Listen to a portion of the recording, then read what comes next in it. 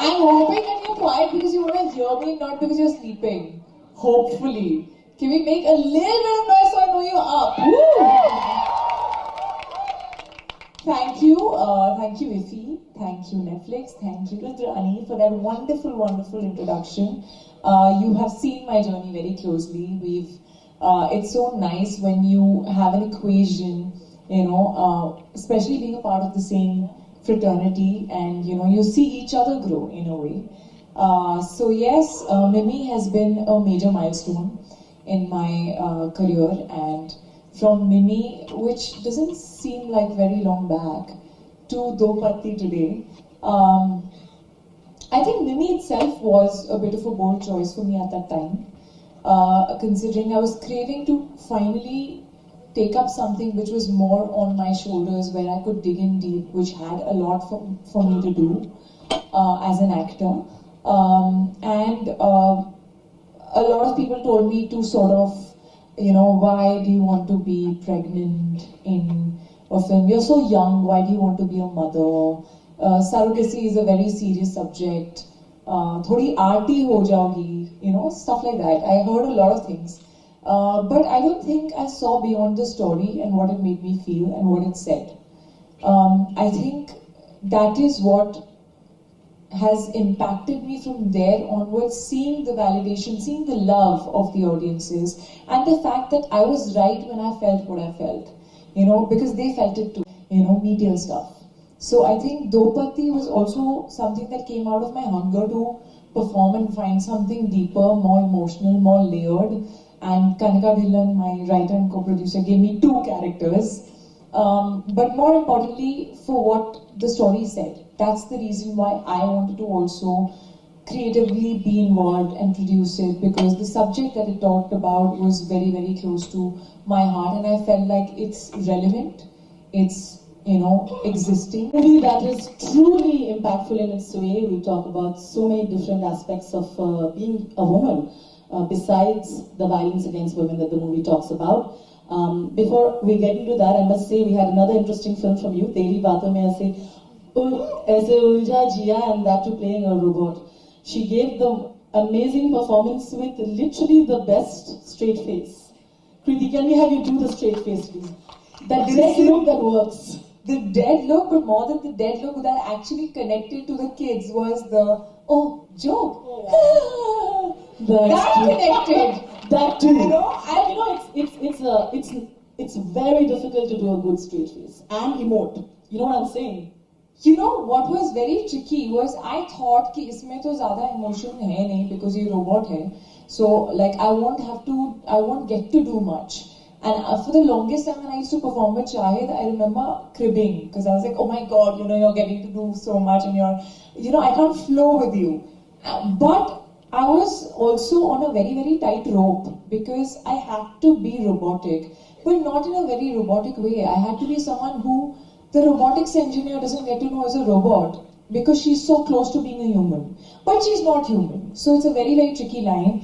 And I feel like a lot of things that Sifra did, she was absolutely perfect. She was very elegant. She would never be wrong. She would hardly blink. She would open the door with so much grace. ये मेरी body में है ही नहीं. मैं लगती हूँ बहुत graceful, but मैं life में गिरती पड़ती रहती हूँ. So for me to be doing that was also very not like me. And this laughter, I was so scared of this laughter, I can't tell you. I have to tell you how this laughter came along. So every time the director used to, the director and writer, they both have written the story. So when they used to narrate it, he would do this laugh and I'm like, shit, ये बहुत थोड़ा ही OTT है मेरे लिए, मतलब over the top, I don't think I can do it. मुझसे mimicry नहीं होती है, So I was like, okay, how do I do this? One day, Meera was on the set, okay, and my team, my hair makeup, Shahid, Meera, we all were here, and something they said in a sarcastic way, and I just randomly said, oh, joke, hey, and they all laughed. And Shahid just looked at me, he's like, do that. So it just happened that I cracked it, while not really thinking about it. But yeah, I'm really glad and happy that it really connected with kids especially, yeah. You know, like I have had kids who have gotten scared of me when they saw me for the first time in reality, and they were like, but she's a robot, you know, and I was like, yeah, I'm just gonna go charge. So that's just fantastic. Also, such an interesting story. Sometimes, for actors, the best things come out of what's happening in real life, isn't it? As you when you're not thinking about it, you know, when you put too much thought to something, sometimes it's not that real. 100%, and Kriti always keeps it real. On that note, we're talking about perfect women. She just said, you know, Sifra was supposed to be this perfect woman. We were talking about how there's so much pressure on women off screen and on screen to be perfect. You know, they hardly have gotten the opportunities to play flawed characters so much, you know, and there's so much more judgment for female characters, Nidhi, and also actors. When they play flawed, grey shades, you get a little bit more flack than the men who have been doing it for years. While we have a wonderful, you know, time today where we are doing everything. You have played Dopatti, you play this absolutely evil twin who is deliciously doing malicious things, let's put it that way. But there was a joy in that, right? Like as an actor. I had a lot of fun. I don't think I've had so much fun with any character as I had with Shelley's character, because it was unapologetic. It had no moral compass, it had no boundaries. You know, we all somewhere want to be good people, and we have these moral compasses and these boundaries. In front of media also, I have a certain thing that अच्छा मैं ये नहीं बोल सकती हूँ, पता नहीं कुछ और ना सोच लें. And I love that Shelley में कुछ था ही नहीं. She didn't care. So it just felt so liberating to not care. And yeah, as you said, I feel like it's very important to show real women, like you show real men. Real men are flawed. People are flawed. Nobody is perfect. Everyone has their insecurities, their traumas, their things that don't make them perfect. And I think पहले बहुत time से ना women in cinema have been, women characters in cinema have been more looked from a male gaze, a male perspective. ये तो perfect है, you know, ये दिखती भी perfect है, इसके बाल भी उड़ते हैं, ये शर्माती है, ये धीरे बोलती है, softly बोलती है, इसकी हंसी बहुत अच्छी है, ये सहमी सी बेचारी लड़की है जिसको गुंडों से हमेशा हीरो बचा रहा होता है, you know. Wait करना पड़ता है. That's what is the projection has been for a long time, but nobody's really asked if women really want to be that. Are they really that? No. Women can also be flawed. They can also feel jealous. They can also feel hurt. They can also feel angry and throw something, you know, like a man can. So I just feel like it's important to show strong-minded women who are not perfect, who are not your perception of what a good girl or a perfect girl should be. You know, whether it's your mother, whether it's your wife, whether it's your sister, everyone has their own flaws, and they're human beings. Why are they supposed to be perfect? Can we please clap for her for this? Can we please? So well put. Also, you know, And sorry, I'm just saying, तेरी बातों में ऐसा उलझा जिया, Sifra was that perfection that a man desires. जो आपकी बात सुन रही है, जिसके ज्यादा टंटे नहीं है, जो ज्यादा चिक चिक नहीं करती है, जो बहुत परफेक्ट दिखती है सारा टाइम, जो आपके लिए कॉफी बना देती है, खाना बना देती है, आपको क्या चाहिए that. But the man thinks like he's in control till she makes him realize towards the end that you're not really in control. And she goes rogue and he can't do anything about it. It's a lesson, you know, it's a lesson that we all need to remember, that movie. But while we're talking about that, of course, you spoke about the male gaze that a lot of characters are written from. It'll be wonderful to have more female writers. I've seen you collaborate with Karika and there are a lot of fantastic women that you collaborate with, even in Netflix, right? I think that also adds to changing this narrative that we have, getting in more stronger female people who understand what they're going through. What is your thought of this? I absolutely feel like women slowly and steadily are coming to their own. They're coming into every field, you know, whether it's filmmaking, whether it's businesses. I think if they put their mind to something, they can do anything. So I don't think any profession should be biased towards one or the other gender, unless and until, yeah, a particular profession requires physical certain kind of an ability or strength. So yeah, I'm really happy that women are sort of everywhere. Whether it's heading Netflix to writing and co-producing. So I'm happy about that change, but I feel like the change will only happen if men and women both think in the same way. Where it has to be about progressive minds. It's not about a man or woman. Women also can't bring about a change just by themselves. So when I talk about, say, Mimi, it was written by a male writer. It was directed by a male. Yeah, it was directed by a man, and to be honest, it's about how you look at things. So Mimi was a very progressive, very almost empowered girl of her time who made choices, who took things in her hands, who her life threw things at her, but she still stayed strong. And that was a man thinking of a woman like that. So I think it needs to be a perspective shift. It just has to be progressive minds. And we need to stop thinking of man and woman, and it just needs to be human beings. Well said. Well said.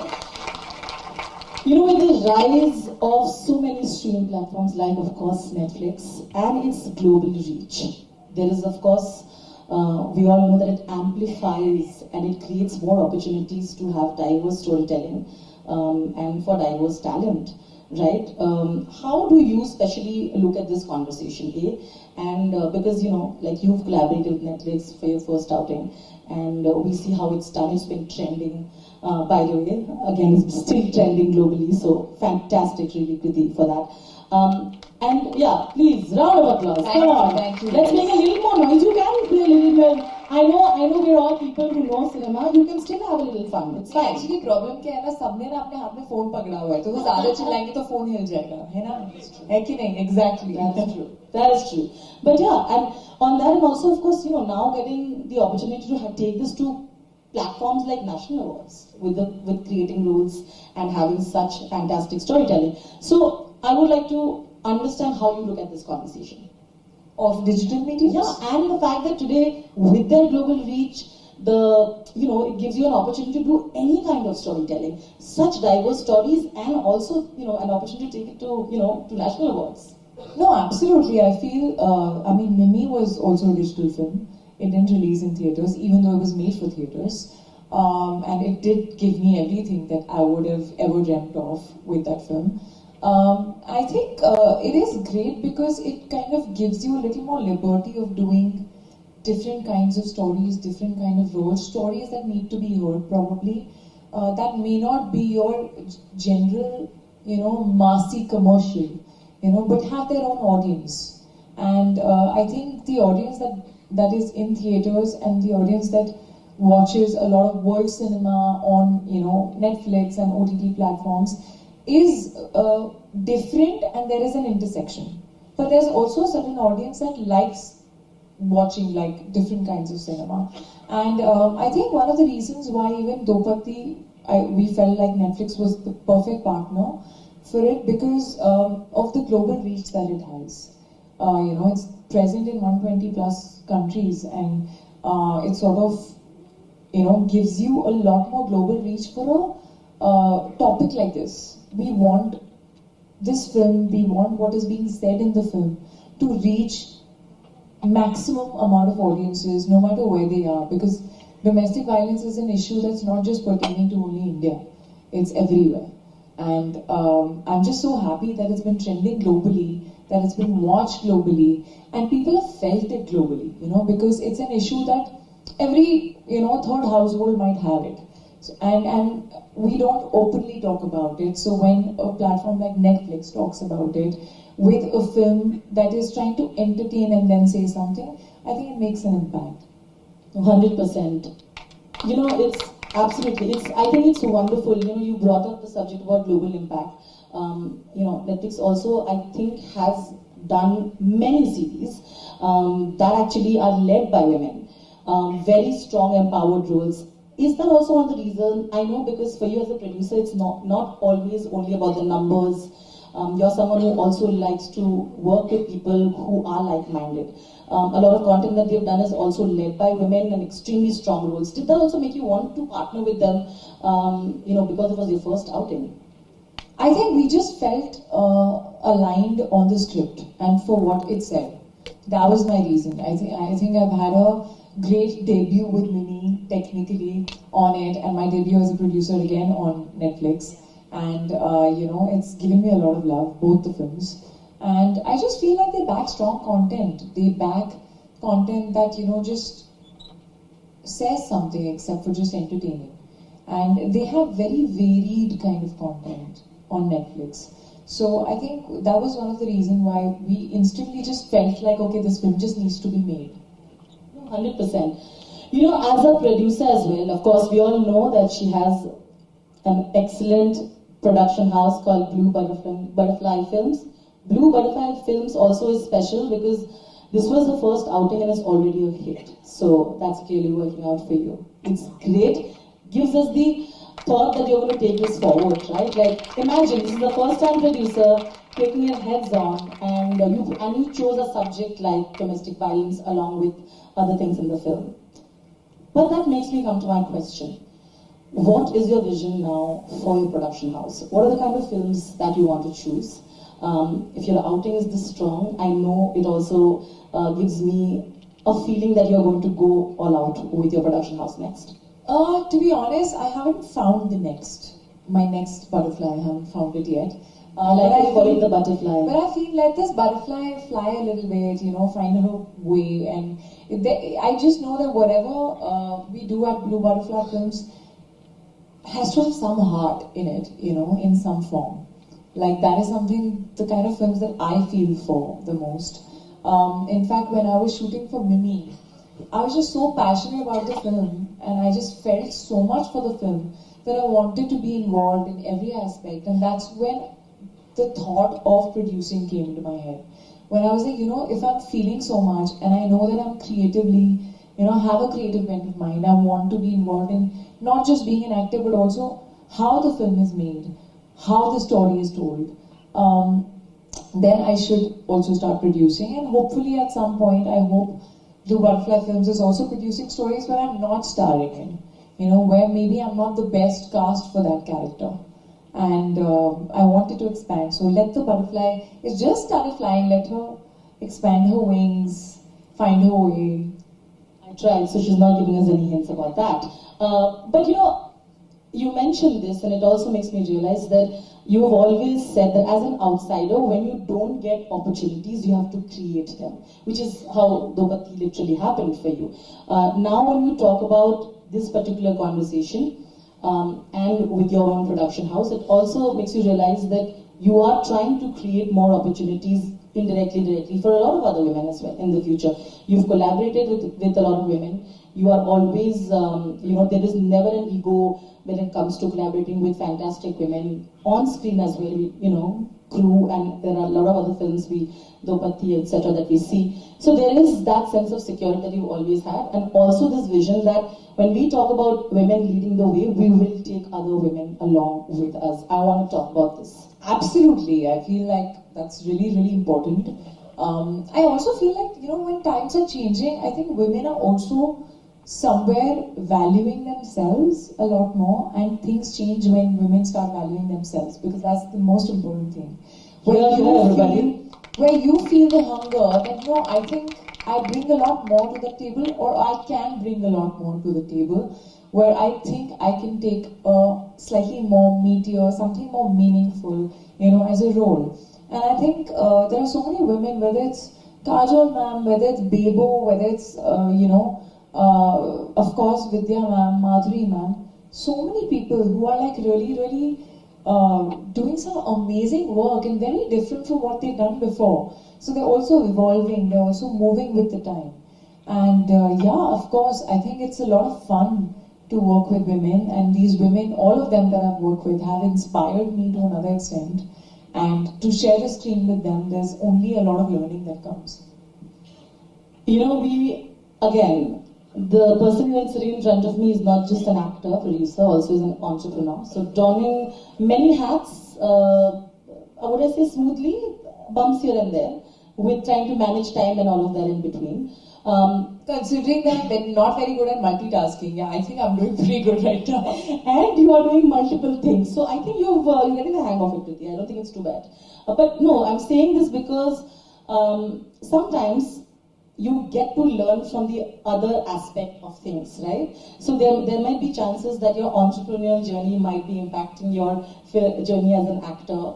You know, you're learning from different streams eventually, and it's only going to help you.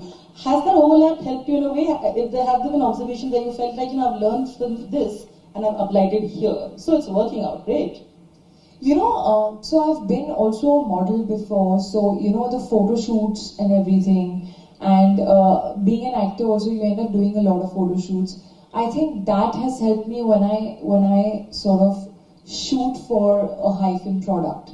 You know, where I think I have a better sense of how it'll look the best, you know, or how it should be marketed the best. So I think a part of me has learned from my shooting process. Again, when it comes to being a producer, I have sort of, because I've been on the other side of the camera, I think I've sensed the filmmaking process on various sets. And I'm a learner, so I try and grasp whatever I can. I try and observe whatever I can. So I think somewhere that also helps when you're being a producer, where you know the other side as well of how it works, or you know how the actor would be comfortable, or what doesn't work, or you know how important food is for the crew, things like that, small things. So I feel like, yeah, I mean, it's all me in every, wearing all the hats, so somewhere they do impact each other and they do help each other. You know, before I, of course, let the audience give in some questions, I'd like to also end with this. You had a very inspiring journey. Like, I keep on hammering on this word outsider, like we all like to do. But it is because you have truly hustled here and worked upon and reached where you are. You had heartbreaks in this journey, in your career, ups and downs, and then you've managed to maintain where you are, choose roles accordingly, and carry forward. What have been your learnings, A?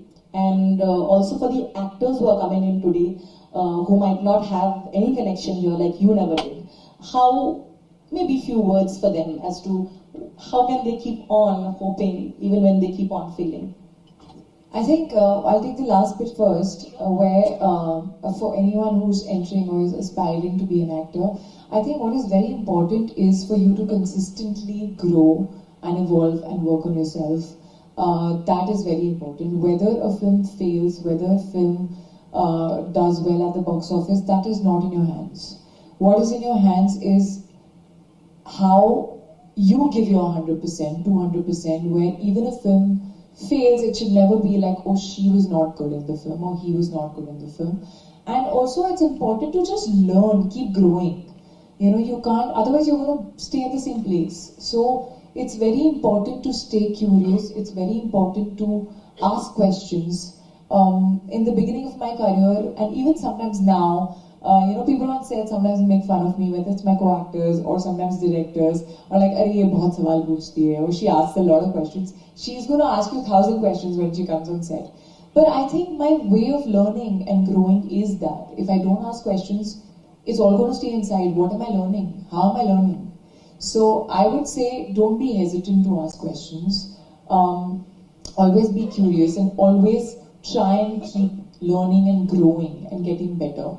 Whether you're getting a film, whether you're not getting a film, this is an instrument that you have to keep working, otherwise it's going to get rustic. So I think that is very important.